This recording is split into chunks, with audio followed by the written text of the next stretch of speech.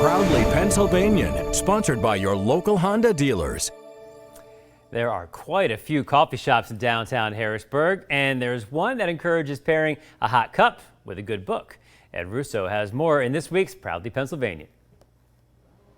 Who doesn't like a nice, cozy spot to drink a hot cup of coffee, especially as the weather gets cooler? And that same spot also encourages you to stay, relax, and read a book. We have books for purchase as well, but we do take donations, but you can also bring in any book that you like. Stefan Hawkins opened up Good Brothers Book Cafe in January right as many restaurants were coming out of the pandemic lockdown.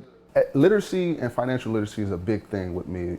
I tell people all the time that during my youth, I didn't take education serious. As Stefan grew older, he developed a fondness for books and realized how important they are. And he has a message for youth. The power of reading and the power of education, you can go further than our city limits provides us. Many of the books on the shelves currently written by African American authors. I want this to be a tight-knit, intimate community space. I want everybody to feel welcome to talk to her over there, him over there. Or me, or you. For Stefan, nothing beats the tangible nature of a book. I'm old school. I love the cracking of a book. I love breaking the spine open. I love smelling the book, turning the pages. I need book in hand as opposed to ebook. If I try ebook, I usually find myself scrolling over to social media or checking emails. I think we can all relate to that. As for the coffee, it's Stefan's very own, called Fifth Acres, a name carefully chosen. Stefan grew up in South Harrisburg, known as South Acres, and then moved to 5th Street in Uptown.